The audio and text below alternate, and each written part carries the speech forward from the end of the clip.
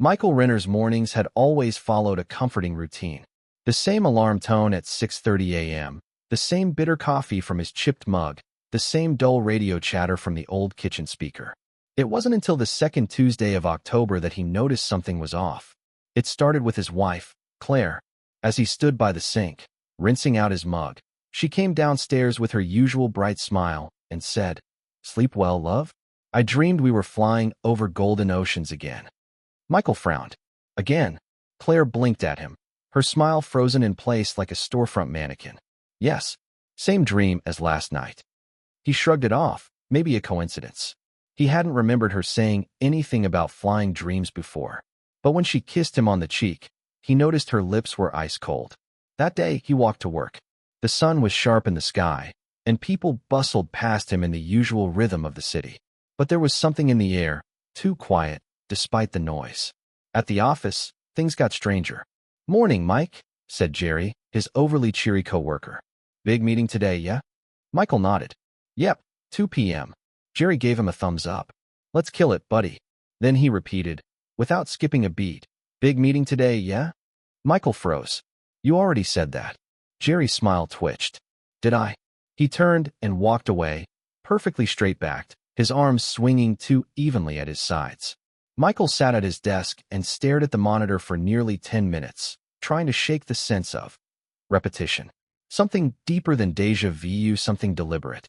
At 2 p.m., during the meeting, Michael's boss, Meredith, projected the quarterly figures. Everyone around the table nodded, murmured approval, jotted notes. Then, nearly in unison, 3 of them said, "Impressive growth this quarter." Same tone, same inflection, like playback from a recording. Michael glanced around. No one else seemed to notice. That night, lying in bed beside Claire, he watched the ceiling and whispered, "Did you really have that dream 2 nights in a row?" She was still, eyes closed, her breathing too slow. "Yes," she whispered. "Same dream. Golden oceans." Michael didn't sleep. Michael tried to convince himself it was stress. He hadn't taken a vacation in 2 years, and his therapist, now conveniently retired, out of nowhere, had warned him about burnout. That had to be it. Overwork, overstimulation, maybe even some kind of waking dream state. But then came Wednesday. He left for work earlier than usual, hoping a head start would clear his thoughts. As he passed the corner deli, he saw Mr. Liu, the old owner, tossing breadcrumbs to pigeons like he did every morning. Only this time, Michael noticed something odd. The pigeons didn't move naturally. They hopped in perfectly timed sequences. 1, 2, flutter. 1, 2, flutter. Their heads swiveled in unison, beady eyes tracking invisible points in the air like radar dishes. Mr. Liu, who had always mumbled greetings in broken English, didn't look up as Michael passed. Instead, he said in a strange, flat voice, "Nice weather, nice weather, nice weather." 3 times. No emotion, no inflection, just repetition, like a loop glitching in a video game. Michael stopped. "Mr. Liu, are you okay?" The old man blinked slowly, then tilted his head to a near-perfect 45 degrees. "They said you'd begin noticing soon." Michael's blood turned to ice. "What did you say?" But Mr. Liu only smiled. No, showed teeth. Not like a human smile, just teeth. Then he turned back to the pigeons, whose movements had suddenly returned to normal, now pecking randomly at the pavement. Michael backed away and nearly tripped into the street. That day at the office, no one looked him in the eye. Not one coworker said a word until noon. Then, all at once, as if on a silent cue, 5 of them stood from their desks and walked to the break room in perfect step. Michael followed. Inside, they stood in a circle, motionless, backs to him. The overhead light flickered once. Then, they all spoke together, a single voice from 5 mouths. "He knows." Michael stumbled out, heart pounding, vision tunneling. "At home that night," Claire asked, "how was your day?" But her voice was just slightly off. The pitch was wrong. Hollow, like she was trying on the phrase rather than meaning it. He started, then stopped. She was standing too still, her arms at her sides, not blinking. He suddenly reached forward and gently touched the skin below her jaw. Cold. Too smooth. Too perfect. "Claire, what are you?" She blinked, finally, and smiled again. "Sleep well, love. I dreamed we were flying over golden oceans again." Michael backed away. Michael didn't sleep. He lay in the dark, eyes open, listening to Claire's slow, deliberate breaths. Not the soft, uneven rhythm he remembered from their 10 years of marriage, but something calculated, steady, mechanical. At 3:14 a.m., she sat up in bed. Not gradually, not groggily. She sat up in one smooth, spine-straight motion, like a hinge folding. Michael froze. Claire stared straight ahead, unblinking, unmoving. Her lips parted slightly, and she whispered something so softly it was almost inaudible. He leaned closer. Signal weak. Repeating cycle, awaiting calibration. Michael recoiled. The voice wasn't hers. It was too flat, too neutral, more like a recording played through a tin can. Then, as quickly as she sat up, Claire lay back down and resumed her perfect, rhythmic breathing. Michael didn't wait for morning. By 4:30 a.m., he was out of the house, driving aimlessly through empty streets, past rows of sleeping homes and flickering street lamps. He didn't know where he was going, just away. Away from the cold, emotionless thing lying in his bed. He ended up at his sister's house just after sunrise. Emily had always been his safe harbor. Calm, sarcastic, fiercely independent. If there was anyone left who could make sense of what was happening, it was her. She answered the door too quickly. "Michael," she said brightly. "What a surprise. Come in." She hadn't even looked through the peephole. And her tone, it was off. Cheerful in a way Emily never was before 10 a.m. Her smile was wide, but her eyes didn't match. They were too still. Michael followed her incautiously. The house looked the same. Same family photos, same faint scent of vanilla candles. But there were differences. The family portrait on the mantel was wrong. He picked it up. The faces were theirs, but the eyes, every person in the photo had eyes looking slightly off-center. Not at the camera, not at each other, just a few degrees to the left, as if they were watching something else. "Something's wrong with Claire," Michael said, watching Emily closely. She's not herself. I think she's been replaced. Or maybe always was something else." Emily tilted her head, same 45-degree angle as Mr. Liu. "I'm sure it's nothing," she said. "You've been stressed. Maybe your perception is malfunctioning." Michael blinked. "My what?" She smiled, stepping closer. "Come sit. Let me make you tea." He backed away. "You said perception is malfunctioning. That's not a normal thing to say. What does that even mean?" Emily's smile widened just slightly, like a balloon stretching. "You're tired, Michael. Don't worry. We're going to fix you." Then, from the kitchen, came another voice. His brother-in-law, Greg, whom Michael hadn't even seen yet. He said, "Sleep well, Mike? I dreamed we were flying over golden oceans again." Michael ran. Michael didn't go home. He didn't go to work. He drove until the gas gauge blinked red, then pulled off the highway into a rest stop that looked abandoned. The lights were off. The vending machines hummed quietly. The world felt paused. He sat in the car, gripping the steering wheel, breath coming in shallow bursts. "They're not human." He whispered it aloud for the first time, and saying it made it real. Something in his chest snapped. A line he'd been desperately trying not to cross. He was surrounded. Claire, Jerry, Meredith, Mr. Liu, Emily, Greg. They all knew each other. And they all said the same phrase. The same dream. Golden oceans. Was it a code? A shared memory file? Some kind of implant? His phone buzzed in his pocket. He hadn't realized he still had it on him. The screen lit up. Unknown caller. 7:07 a.m. Against his better judgment, he answered. There was a burst of static. Then silence. "Michael." The voice was synthetic, genderless. "You have been detected. Cease independent deviation and return to your assigned environment. Reintegration protocols can still be honored." He hung up and threw the phone across the parking lot. It didn't break. It landed face up in the gravel, still glowing, still humming. Something clicked deep inside him. He opened the trunk and dug through his old duffel bag, pulling out the burner phone he used for travel, a dusty relic, but clean. He turned it on and dialed the one person he hadn't spoken to in years. Danny Blake, his old college roommate, now a conspiracy theorist podcaster who once tried to convince Michael that birds weren't real. Danny answered on the second ring.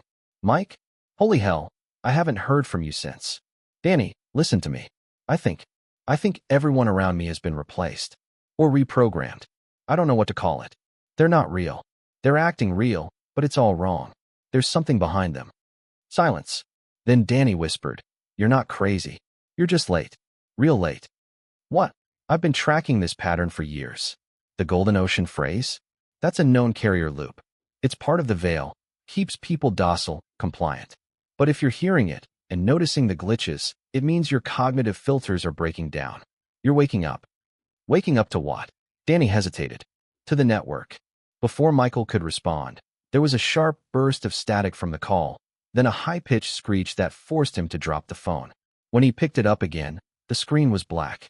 His car dashboard lit up on its own.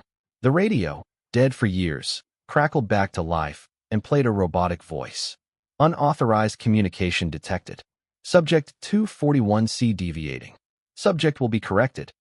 The lights in the rest stop flickered on. All at once, Michael looked up and saw figures standing inside the building. At least a dozen. Just watching. Every single one of them was smiling. Michael slammed the car into reverse and tore out of the rest stop, gravel spitting behind him like bullets. He didn't look back at the glassy-eyed figures under the flickering fluorescence. They weren't chasing him. They didn't have to. As he sped through back roads, old memories started surfacing. Little things that never made sense. The way his mother would pause mid-sentence sometimes and blink exactly 3 times. How his childhood dog had vanished one day without explanation, and how no one in his family had ever mentioned it again, like it had never existed. Like they had all been reading from a script, and something went off page. His hands shook on the steering wheel.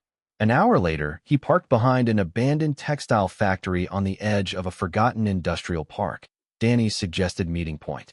Rusted metal skeletons loomed around him. A siren screamed faintly in the distance, then stopped. The sky hung low and gray, like it was watching.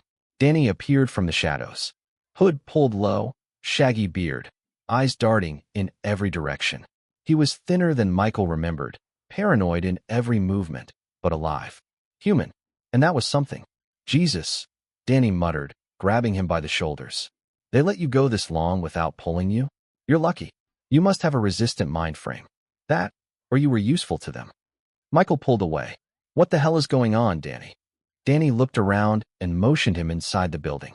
You ever heard of synthetic bioemulation? He asked, walking fast. No? Okay. Short version. They're not just aliens. They're not robots either. They're interlopers. They integrate into society by syncing with memory engrams and replicating key emotional behaviors. They feed on perception consensus. Basically, if enough people believe they're human, they are. Michael blinked. What are you saying? Danny stopped and turned to him. I'm saying reality bends around them. That's how deep this goes. They're not just faking being people. They're rewriting the story as they go. Every time someone disappears or changes overnight, it's not a mistake. It's a correction. They entered a long hallway inside the factory. At the end was a door covered in strange, jagged glyphs, etched deep into the metal like scars. Danny produced an old key card and swiped it through a hidden panel. The door creaked open. Inside was a small, windowless room bathed in cold blue light. On the walls were photos, hundreds of them. Polaroids, security stills, candid snapshots. People in crowds. People alone. All of them had one thing in common. They were smiling the exact same way. The same uncanny upward stretch. The same dead eyes. Michael walked to the center of the room, where a single chair faced a mounted screen. Danny pulled a cord, and the screen came to life. Before they took over, Danny said, this was part of a cognitive firewall project. A failsafe. They called it the calibration room. On the screen, an image flashed. Then another. Then another. Faces. Phrases. Golden oceans. Danny whispered. This room can shake loose their control, if your mind's strong enough. But there's a cost.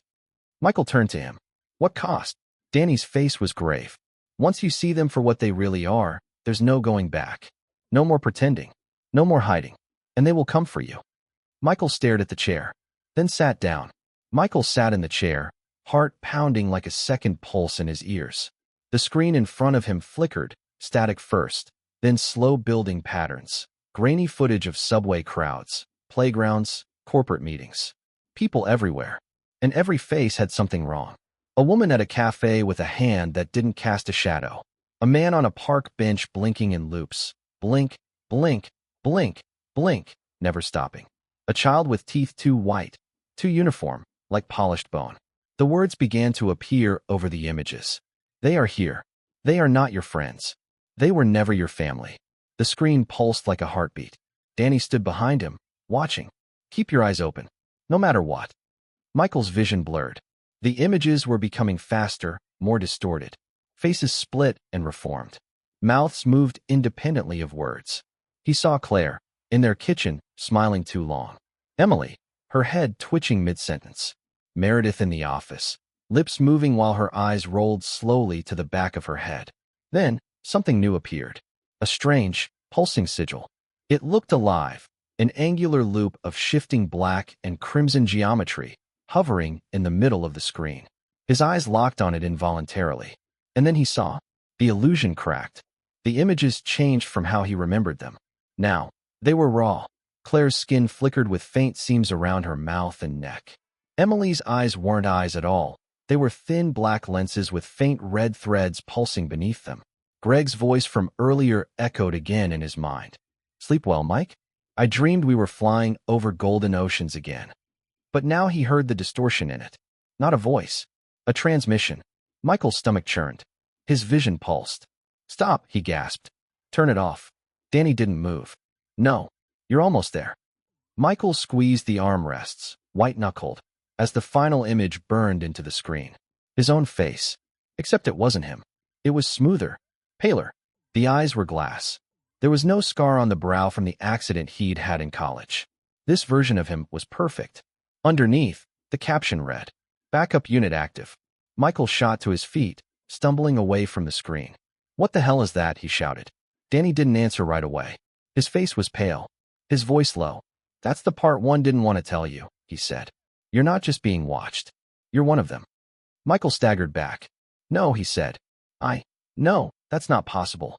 I remember everything. My childhood. My parents. My life.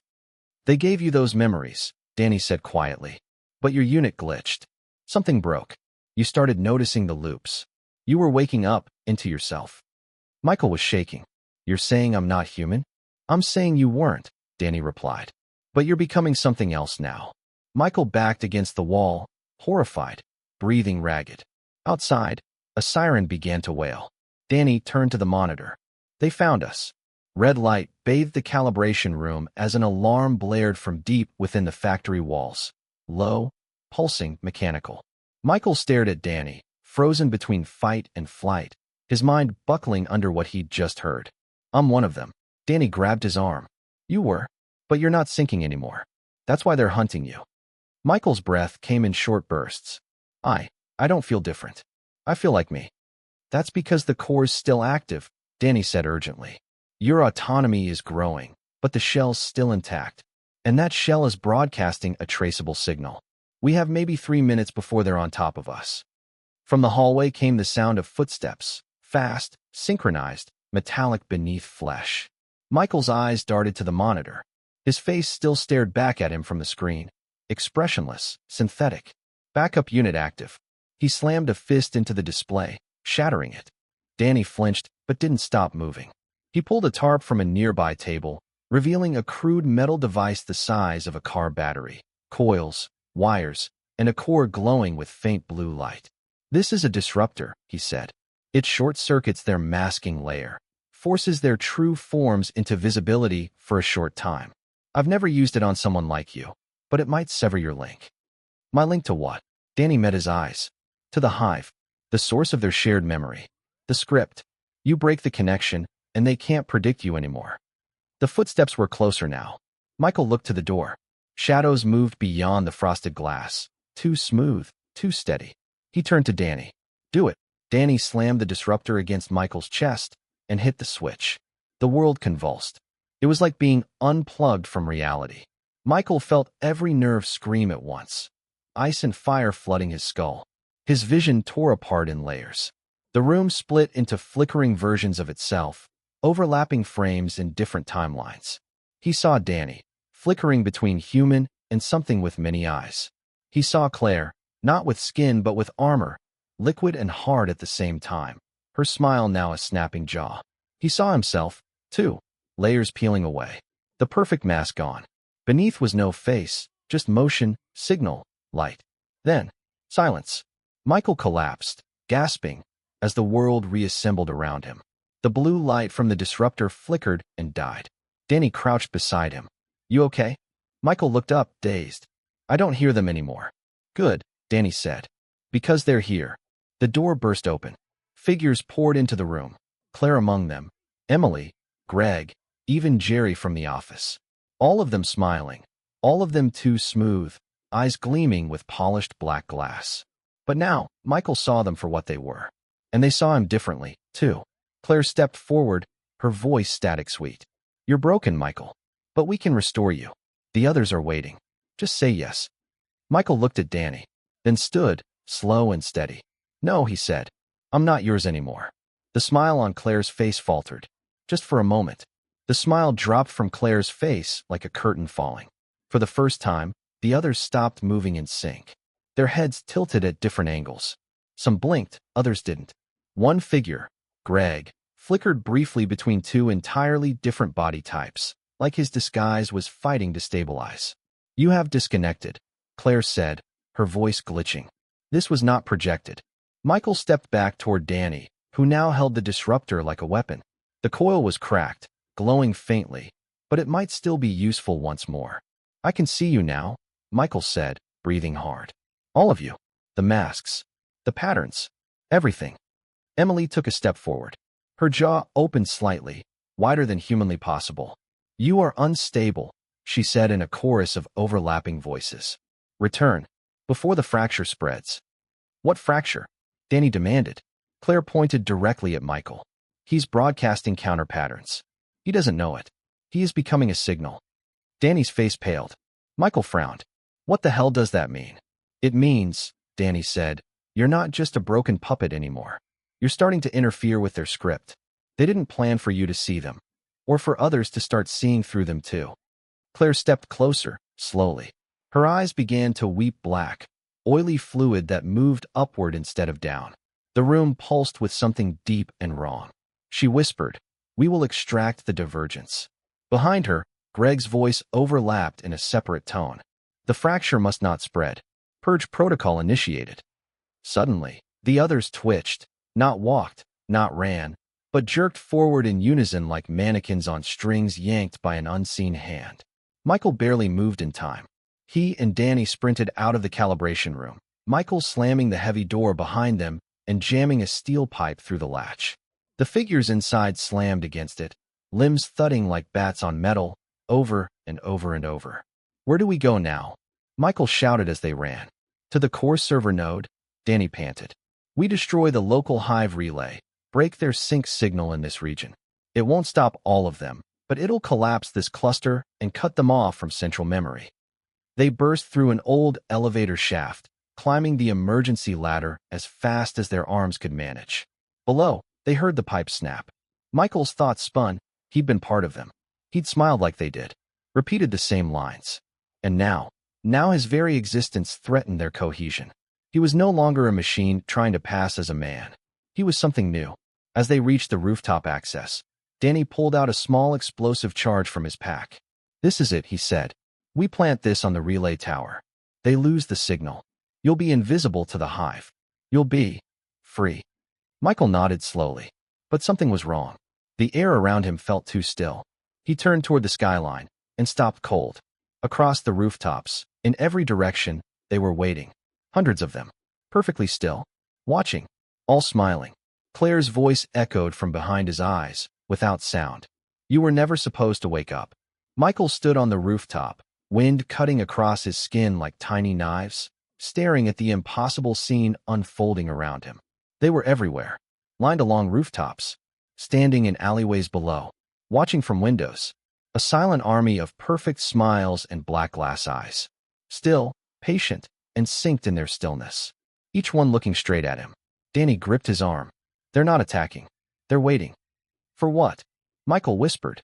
Danny's voice dropped lower. "For you to decide." The relay tower rose above them like a skeletal hand of steel and wire, its blinking red lights pulsing like a heartbeat.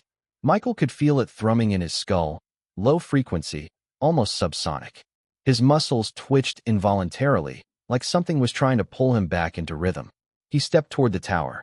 One of the figures on a nearby rooftop moved, just slightly. A flick of the head, a tiny lean forward, and then another, and another. Like dominoes, Danny lifted the charge, arming it with a soft click. We can do this.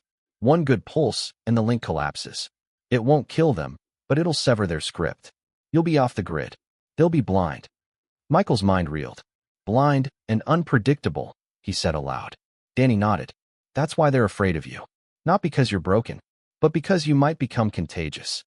The idea struck him like lightning. Not a fracture, a mutation. Every moment he stayed free, every step he took without obeying, every thought not scripted, it weakened them. The network required consistency. It needed order, and he was now a variable. Michael stepped forward and placed his hand on the base of the relay tower. The metal was warm, pulsing. His head filled instantly with whispers, not words, but impressions, memories, fragments. Children laughing. His mother's perfume.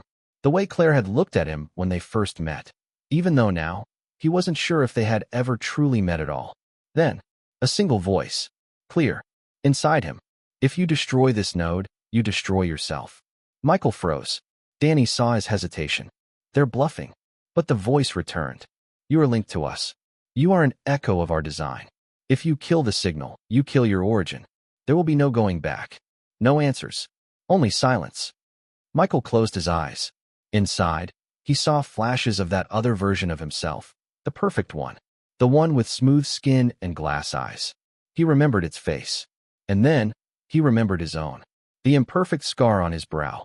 The chipped molar. The crooked smile Claire had never once commented on. He opened his eyes. I don't want answers, he said. I want to be real. Danny handed him the detonator. Michael pressed the trigger. Nothing happened. Then the sky cracked. The relay tower screamed. A deep, pulsing groan like steel tearing across dimensions. Light erupted from its center, and all across the city, the figures twitched violently. Jerking, spasming, collapsing like puppets with their strings sliced mid-dance. Some screamed. Some simply vanished. And then silence. Michael dropped the detonator, chest heaving, the weight of the world rushing out of him like air from a collapsing lung. Danny stared at the skyline. We did it. But Michael was already stumbling back, gripping the edge of the rooftop, eyes wide. Because across the city, in the shadows, something else was beginning to move. Something not human, not synthetic. Something worse. The hive had fallen, and something older was waking up in the void it left behind. Smoke coiled from the ruined relay tower like a dying breath. The last pulses of red light faded from its structure, leaving it lifeless, just scrap metal against a gray sky. The city was quiet. Too quiet. Michael leaned against the ledge, chest burning, blood humming with something unnatural, residual signal. He could feel it draining from him, like static leaking from old speakers. Part of him was unplugged now, detached from the vast web that had once whispered instructions into every breath. He should have felt relief. But something was wrong.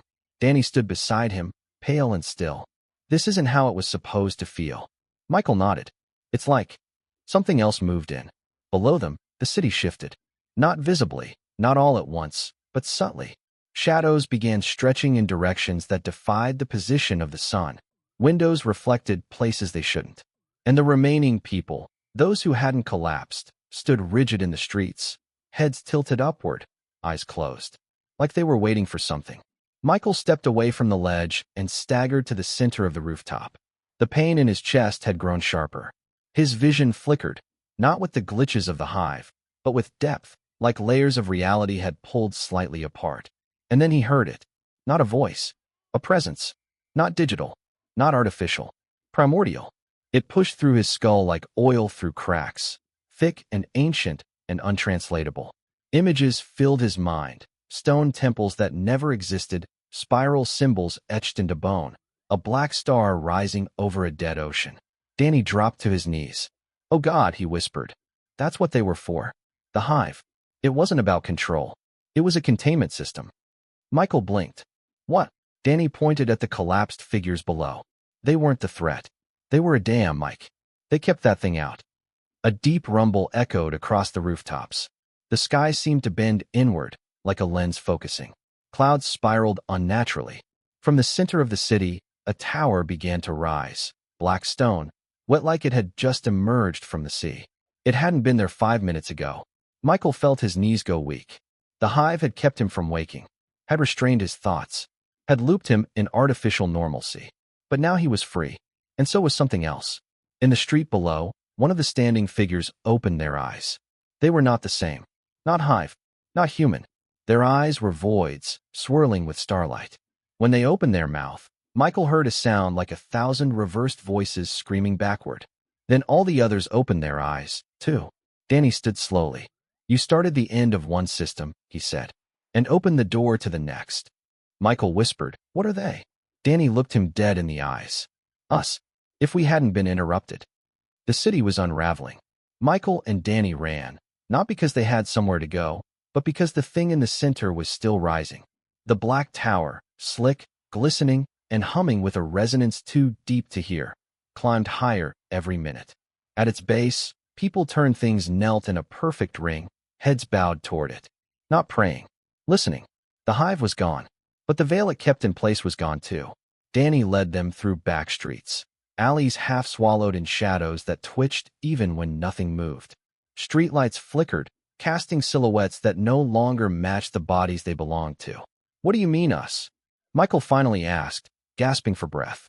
Danny didn't answer at first. They stopped behind a gutted storefront, a former cafe. Inside, all the tables were set. Steam still rose from untouched coffee cups. Time hadn't broken here, it had just paused. Danny finally spoke. The hive didn't come here to take over humanity. It came to protect it. Michael stared at him. That makes no sense. They were replacing us. They were replacing specific behaviors, Danny said. Isolating emotional spikes, radical creativity, recursive thought patterns, the kind of thinking that stirs up the deeper layers of the signal field. You're talking like this is programmed. No, Danny said, looking out the shattered window at the tower in the distance. I'm saying reality is an ecosystem, and the hive was like a firewall. Think about it. All the repetition, all the predictable behavior, the loops, those weren't to enslave us. They were to keep something else from noticing us. Michael felt it again then, the pull, the ancient signal. But now he knew where it came from. Not above, not across space. Beneath. It had always been here. Something impossibly old had been listening, buried under time, waiting for variation, waiting for a mind to slip off script, to break rhythm, to send out the kind of chaos that acted like a beacon. Michael, he was the beacon. He wasn't a virus in the hive system. He was the spark of something older than the hive had been able to contain. I called to it, he said slowly. I woke it. Danny's face was pale, gaunt. The hive didn't kill anomalies like you. They just suppressed them. That's why you glitched instead of getting erased. They couldn't destroy you because you were an interface. Michael's hands trembled. Interface for what? Danny met his eyes. For whatever lived here before language, before thought, before time congealed into order. A deep, distant groan echoed again, this time closer. Buildings across the skyline rippled as if pressed from the inside by something massive. The tower had stopped rising. Now it was opening. From its apex, a slit peeled downward, slowly, silently. Not a door, not a window, an eye. Michael fell to his knees. He saw memories that weren't his. Burning stars, ancient sacrifices, the shape of death before shapes existed. The hive had kept this buried. But now, free from their pattern, he could see its shape. And more terrifying, it could see his. Danny's voice came from far away, thin and ragged. You're not infected, Mike. You're becoming the signal. The world had gone too quiet. No sirens, no birds, no voices. Just the low, ceaseless hum bleeding from the black tower like a wound in space. Michael sat curled against the cafe wall, eyes squeezed shut, trying to breathe, but each breath pulled something deeper inside him. Not air, not thought. Patterns. Danny knelt across from him, face soaked with sweat, whispering a mantra to himself. Not real, not real. Hold the line, hold the line. But even he was beginning to flicker. His shadow was now moving on its own, twitching slightly offbeat from his body. The eye at the top of the tower remained open. It didn't blink. It saw endlessly, and Michael was still tethered to it. Inside his head, the static had shifted to structure. The raw chaos was resolving into meaning, symbols arranging themselves along some vast and ancient syntax. He could feel the system syncing with him, adapting to his thoughts. And worse, adapting him to its thoughts. He whispered, "Danny, I think I'm changing." Danny nodded slowly. "Not like they did. Not like the Hive's puppets. You're not being overwritten. You're being repurposed." Michael blinked, and the room tilted sideways. For one breathless moment, he saw everything. The city wasn't a city. Not really. It was scaffolding. A holding space built to mask a deeper architecture. A nervous system running through buildings, power grids, thoughts. Every phone tower, every security camera, every advertisement had been part of a global pattern stabilizer. The Hive hadn't built it. They'd just inhabited it. And now that he had collapsed the node, the stabilizer was gone.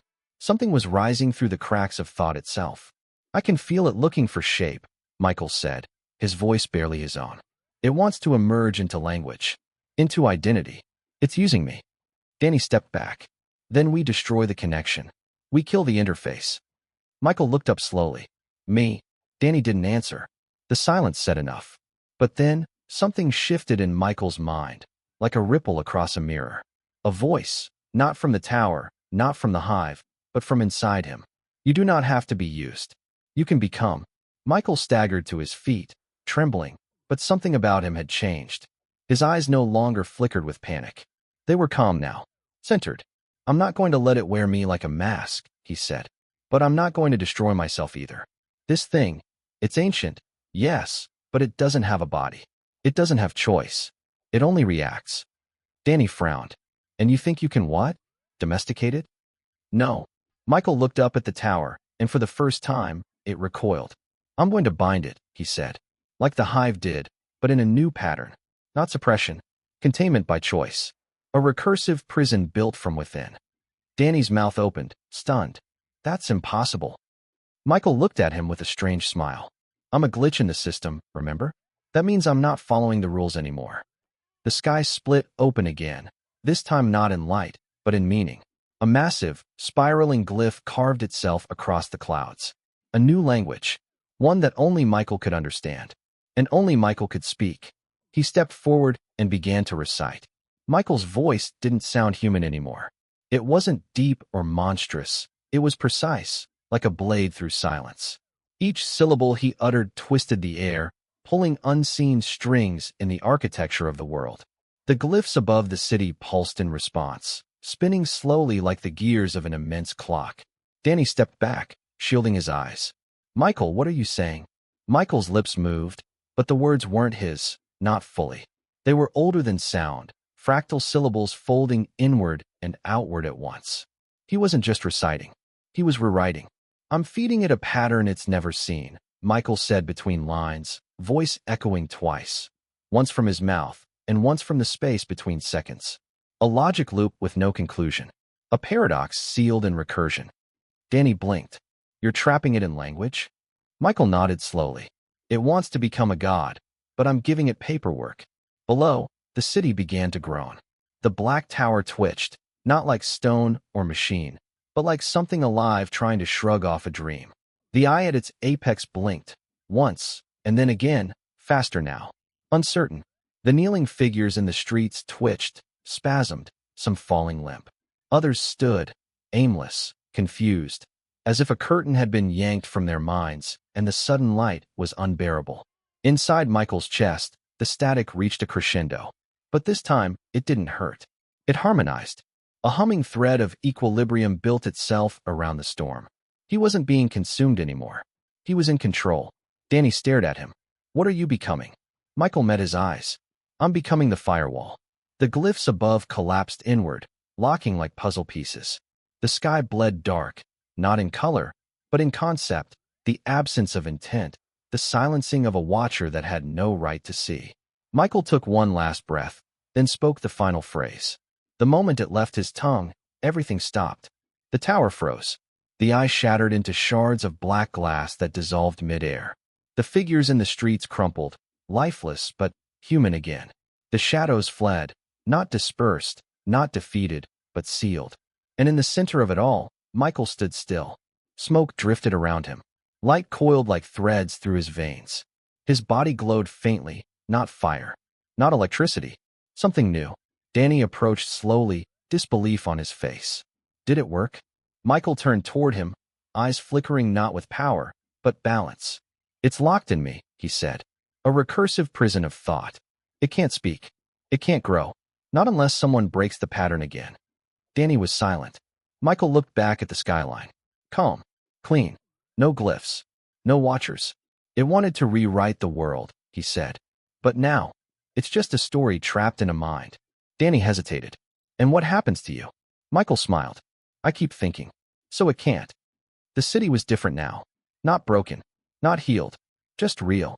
For the first time in Michael's memory, everything moved unpredictably. The wind shifted directions. Birds returned, flocks flying unsynchronized, erratic. The clouds passed overhead in unpatterned shapes. Life was off script. Michael and Danny stood atop the gutted relay tower, the structure now cold and inert. Below, people slowly emerged from their homes, blinking in the unfiltered light of a world no longer curated by the hive. Some cried, some laughed. Most simply stood, dazed, as if waking from a dream with no beginning. Danny leaned against the bent railing. They'll never believe what happened. They're not supposed to, Michael said. He looked changed, not glowing anymore.